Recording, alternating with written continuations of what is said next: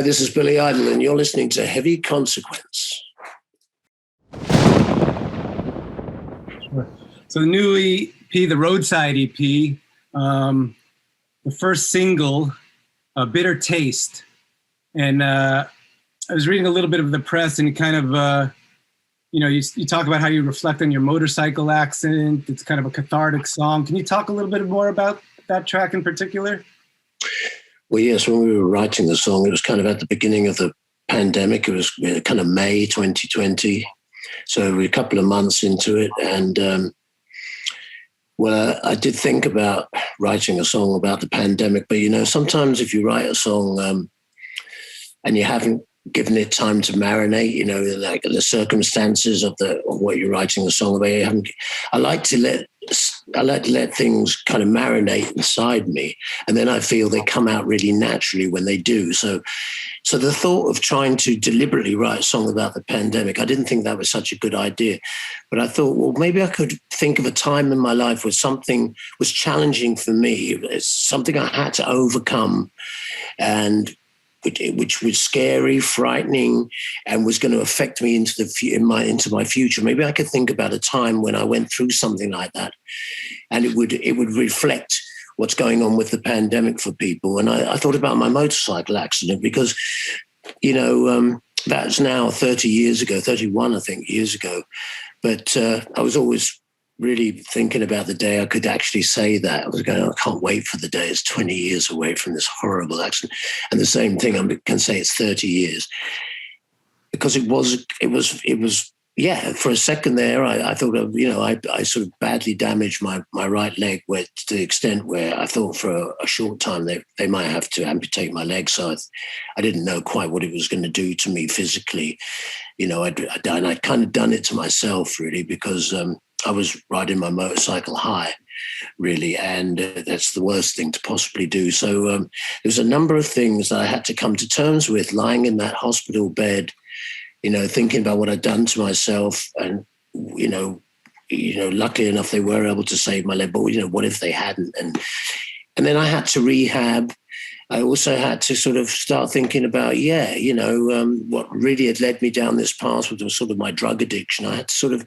I really had to, attack that and start doing something about that. So over the next 10 or so years, I did go to AA, and I did at times was sober at times so that I could kind of create a semblance of control and kind of gradually be able to sort of put the drugs on the back burner, really. And I'd really come out to Los Angeles from New York in 1987 to sort of live a more daytime existence. Because, being on MTV, and I'd ended up sort of being a little bit trapped by my celebrity, and then coming out here to Los Angeles meant I could kind of ride motorcycles and stuff, and I could still you could see me, but you just couldn't get to me. So that gave me a semblance of freedom that I hadn't felt for a bit. And but there again, here I was ruining it all by letting my demons, control me. And so I just really thought about that, and I thought about maybe by singing about this time that had scarred me physically and psychologically in some ways, and the drug addiction had definitely done that, scarred me internally and psychologically. And anyway, I just thought maybe if I write about that, it would give people something to. A time, that I overcame a sort of problem, rose above my problems, and I did manage to sort of actually put in sort of things that over time would enable me to, be here today, still enjoying making music, and I could write a song like Bitter Taste and really enjoy it, and still be here doing music that I care about and that I feel has got something to say. Great. And I'll run through these other songs because it's an EP. We can probably run through them all. Rita Hayworth has a nice heavy feel, kind of a throwback Billy Idol feel to it, heavy up-tempo. Love to hear more about that one as well. Well, we actually wrote the last album we made, Kings and Queens of the Underground. We wrote that basically ourselves. You know, me, Steve Stevens, and Billy Morrison, who's another chap in my band. We sort of wrote that ourselves, more or less. But we thought we came to sort of start thinking about writing some songs. We thought, what about if we collaborated a bit more? And so we actually sort of collaborated with Sam Hollander on Rita Hayworth. We did a couple of tracks with Sam. When another song, Miss Nobody, will come out on a future EP we're going to do. But we wrote Rita Hayworth with Sam, and it actually has a bit of it actually supports the sort of Me Too Time's Up, because that was another thing that was happening to me at the time, that we were sort of writing these songs, that we were working with Sam and Butch. My daughter, Bonnie, was having my granddaughter, Poppy Rebel, and so I was really thinking about what was the future going to be like for her, and I really of course I want the best for her, and I was glad to see that things like the Me Too and Time's Up were happening, where it might mean the future for her. And now my daughter is now pregnant with a baby girl. So it's like there's going to have these two granddaughters. And it's just, I'm glad to think about that the Me Too and Time's Up has happened, so that the world ahead for them could be easier to navigate, and maybe a little bit more of a level playing field. And maybe they won't have to put up with the kind of sexual abuse and just generally societal inequalities that women have had to put up with. So even though Rita Hayworth is a fun song, it does have behind it, it is a song about Hollywood and about sort of actresses and stuff, almost the Harvey Weinstein thing a little bit, you know. Yeah. And another song is You Don't Have to Kiss Me Like That. And musically, it gave me a little reminder of Cradle Love a little bit. It has a little bit of that kind of classic rock and roll sound in it. I'd love to hear more about that one as well. Well, that's it. We'd written Bitter Taste and Rita Hayworth, and it was a bit like, well, we'd done a couple of kind of they're fun songs, but they're a little bit more. They had a sort of a more serious side to them. But when it came to like, well what are we going to pair them up with? Well, it wouldn't be a Billy Idol record if we didn't have some kind of fun on it. So like, you don't have to kiss me like that, but if you do, it's all right. It's like just a really fun song with a kind of tongue-in-cheek sort of fun song. And yeah, it does have some sort of 80s elements to them, the keyboard and stuff. And yeah, it was more of and it has sort of a lot more sexual innuendo in the lyrics, and kind of a little bit of a throwback to some of my earlier stuff, where I would be a little bit more sexually explicit and stuff. Because when we did Kings and Queens of the Underground, the last album we did, a couple of my fans said, well, there's not very many kind of tongue-in-cheek, funny, sexy kind of songs so much on this album. So I thought, well, that's definitely, we can redress the balance with You Don't Have to Kiss Me, but if you kiss me like that, if you do, it's all right. So yeah, it was a little bit like this. Another side to the EP. We wanted the EP to have a sort of an eclectic thing to it, that not all the songs went together well, but they weren't carbon copies of each other. In fact, they're quite different. Yeah. And the other song in that respect is Baby Put Your Clothes Back On. That kind of also part of that kind of half of the EP as well. Well, yeah, I mean, yes. Just thinking about the Time's Up and Me Too and everything. I mean, I don't know if you've got a friend, a girlfriend in particular. That was more like about a girlfriend, but could be any sex friend that you kind of you like them a lot, but you've always attracted to them as well, But would you want to ruin that friendship by sort of trying to have a one night stand with them? When really, what your relationship has been about more than that. It's been more of a friend. Would you want to ruin that? So the song is kind of a little bit about that. It's a bit like, yeah, if I had a really great girlfriend who I've been friends with, but we've a little bit attracted to each other, but would I want to ruin the friendship by throwing sex into it unnecessarily, sort of thing? So it's a bit more of that too is a little bit, it's just redressing the balance between Bitter Taste and Rita Hayworth. but they wanted the EP to kind of have that about it, that it would, each song has its own sense of place, sort of thing. And you mentioned Butch Walker. He produced this album. He's done a lot of great things in his career. Can you talk about working with him and what he brought to the table? It was great. It was great working with Butch, because I like working with producers who have their foot in more than one camp. Like with Butch, he's worked with punk rock groups. Like he's worked with Green Day and people like that. He's also has his own solo career where he's a rocker. But he works in the country world too, and he's even worked with people like Taylor Swift on Red. So I kind of knew, well, he's in a number of different worlds, and that meant, well, he has the ability to travel between musical worlds, and that meant we could go all over the map with the EP. We wouldn't be just stuck in one. It's all Bitter Taste, or it's all Rita Hayworth. I knew we could go into different areas with Butch, and that's exactly what happened too when we wrote You Don't Have to Kiss Me, but if you do kiss me like that, but if you do, it's all right, with Butch, and maybe Put Your Clothes Back On. So it was fun writing those songs and sort of redressing the balance between Rita Hayworth and Bitter Taste. Yeah, and you also mentioned Steve Stevens. I mean, this is a 40-year relationship we're talking about, almost, or just about. And what is it about him as a collaborator, as a friend, that has kept it going so strong for all these decades, the Billy Idol-Steve Stevens connection? Well, recently, I don't know if it was an Instagram post or maybe it was an interview he did. Steve said that he always has my best, he always wishes the best for me. He's what did he say exactly? He has my best interests at heart. That's what he said, and that's the feeling I've always got from Steve, that he really does have my best interests at heart, and he's looking out for me in a way that if he was just a journeyman musician, he wouldn't be doing that. No, it's beyond that. We have a respect for each other and a love for each other, where I think we're minding each other's backs, and we want the best for each other. I want Steve.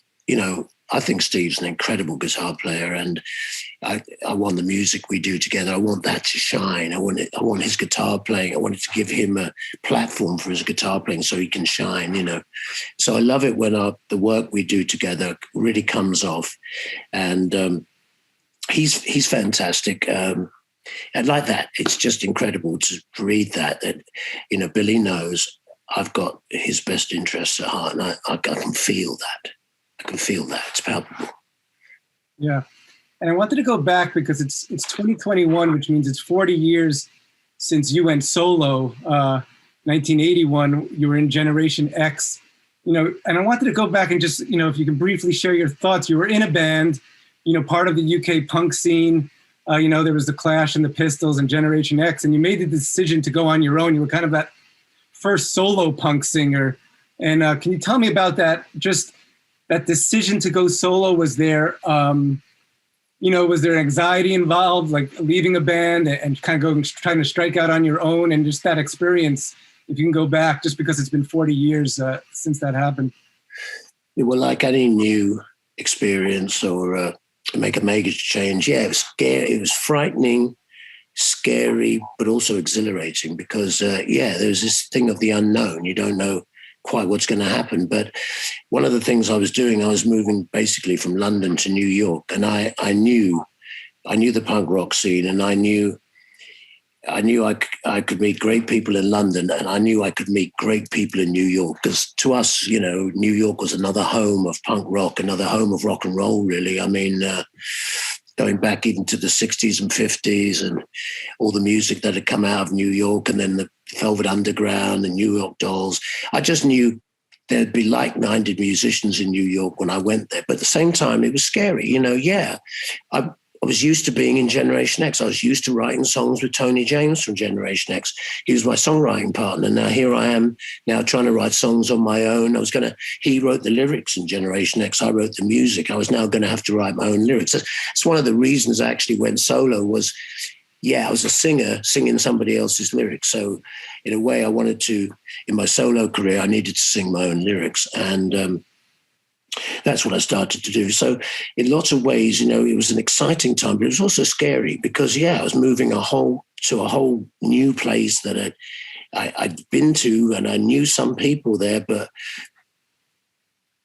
was I going to mean anything to Americans? I knew that some people liked the Generation X music, but we never, as Generation X, we never played in America. So it was a scary time, but there was an exhilaration about that too. I mean, I did have an American manager, Bill O'Coin. He managed Kiss, so and he knew that MTV was coming. That was the other thing. So I kind of knew there was this new music platform that was coming, which that gave me a hope that, okay, when I looked in the charts of America, I didn't see other people who were artists like me. You know, it was very much the 70s music. I mean, it was people like REO Speedwagon and these harmony bands, you know, like, and how do I fit into it? You know, the way I sing, I'm not singing in the stratosphere. I'm not singing in harmony a lot with other people. So, but then I thought about, you know, but Americans loved Jim Morrison, you know, they loved John Fogerty. I mean, it wasn't always just about high-pitched singers singing in harmony. So, and then I just knew, I mean, I loved America as well. I'd lived in America when I was a little boy. When I was 2.5 till I was about 5.5, I'd lived in Long Island. So my first memories are of America. So coming back to New York, and that wasn't quite so daunting. And then my manager, Bill O'Coin, did know Steve Stevens. So that was pretty massive because right from the start of me coming to New York, pretty much 6 months into being there, me and Steve had hooked up and we were already starting to put a band together to play Dancing with Myself and some of the Generation X and some of the new music I was writing. So there was a number of things going on that I knew were going to open up. Yeah, MTV was going to be a platform for the new music, and it worked. I mean, it broke the new music on radio and everything. And speaking about anniversaries and 40 years, you have, you know, your classic albums are coming up on these 40th year anniversary, the self-titled next year, Rebel Yell the year after that, Whiplash Smile. Would there be any inclination to like play any of these albums in their entirety on future tours, you know, to celebrate these anniversaries within the next? Yeah, we certainly could do the whole of Rebel Yell. That would be an interesting record to do, really. Yeah, even doing the Dead Next Door, the last track on it, we've never done that live. It would be pretty wild to finally do that live. It would be great. I'd love to do that. That's a great idea. I mean, obviously, we've got this new music coming out. So at the moment, I'm really glad to play that. But maybe when we get through this first EP, maybe that's something we could do. We maybe do, because they're only 38, 40-minute albums, the Rebel Yell album. So you could do 40 minutes and still do another 40 minutes of other stuff too, you know. So it's definitely something I wouldn't mind doing. Yeah, or even the whole of Whiplash Smile, that would be really interesting. Yeah, I think the fans would. Or Charmed Life. Yeah, fans would love it too. And you mentioned your granddaughter earlier, and you just said there's another granddaughter on the way, and I think you've become a bit of a Instagram sensation with some of these great photos of you and her. Can you just talk about that experience? I think there's like this kind of fun thing for fans seeing Billy Idol, you know, now as a grandfather, you know, doting over his granddaughter. Can you just talk about the experience of becoming a grandfather and just that fun you're having with her? Well, that's it. I mean, yes, I mean, my daughter, when she phoned me up one day and said, I've got something to tell you, you know, and but I can't tell you on the phone. So I kind of guessed what it might be, but I went and met her, and yes, she told me she was pregnant and everything. And then we actually waited. They waited they did a gender reveal party, but they waited quite a long time. So it was quite a long time before we really knew it was going to be a girl baby and everything. And but when she was born, it was lovely, and watching her personality grow, and finding out how much she likes music and stuff, and just seeing her react to everything and finding everything exciting. And it was all during the pandemic as well. So it was, while there was this kind of horrible thing going on that was really sort of disturbing people's lives and causing some people terrible calamities, and some other people were sailing through it. But it was. I was able to. It was a beautiful distraction to have, and then to see a child being so positive and happy and so excited about life, and that the great things about life, and so you're able to sort of appreciate all the great things, the reason to be alive. There's a great reason to be alive. So it just reminded you. Just her being alive and her being so excited just reminded you what's so great about life and why it's worth persevering, and it's worth holding on to the values you have, because it's really worth it. And she kind of was proving that to me right there and then. And then, I was able to sort of just enjoy it, and even be able to, for the short time I was with her, you'd be able to sort of put the thoughts about the pandemic a little bit on a back burner and just enjoy being with her. And then it was relaxing and stress relieving in some ways. And speaking of the pandemic, tours of concerts have picked up again. You have shows coming up. There's been some debate about these kind of vaccine passports, artists requiring, concert goers to be vaccinated or show a negative test. Some others call it an invasion of their freedom. What's your take on that as you're playing these shows and go out in support of this new EP? What's your opinion? Well, let's see. The majority of the shows we played, the last shows we've just done, the 12 dates we did this summer, they were all outside. And that was one of the things we're going to do this tour last year, actually. That's why we were deliberately doing them outside then. And that really helped, I think, to make people feel they could come to the show and be comfortable and as safe as possible. If they wanted, they could stand away from other people if they weren't wearing a mask or whatever. But most of the places, because we were playing outside, and we were playing up in sort of North Dakota, and we were playing up sort of the Northwest, a lot of places like that, the pandemic had been through, and so they didn't have they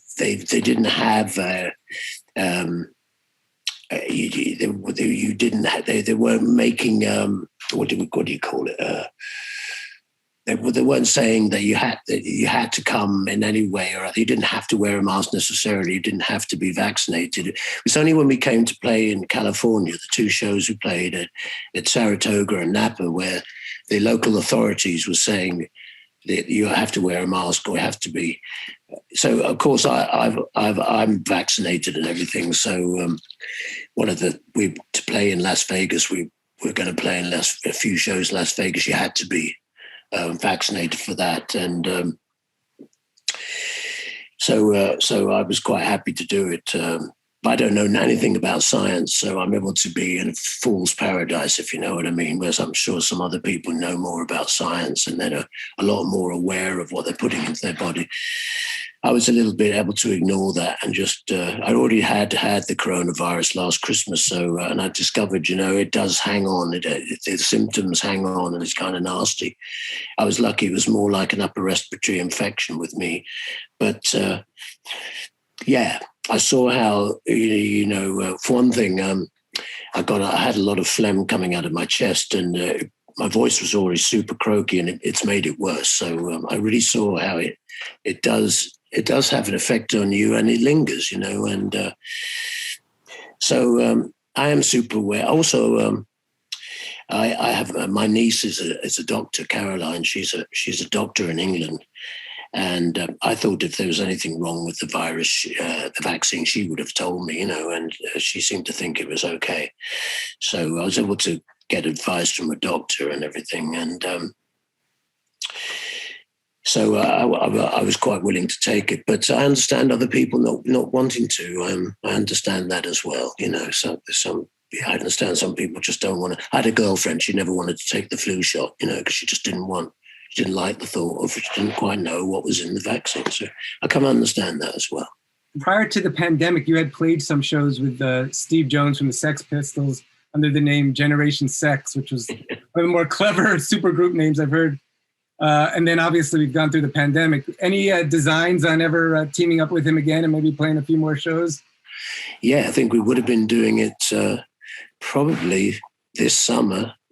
And it was going to be next summer, but I think it might be 2023 is when it will really happen, because just with the way everything's going, we're not even sure quite what's going to happen. It looks like that's, so we're tentatively talking about 2023 for a Generation Sex tour.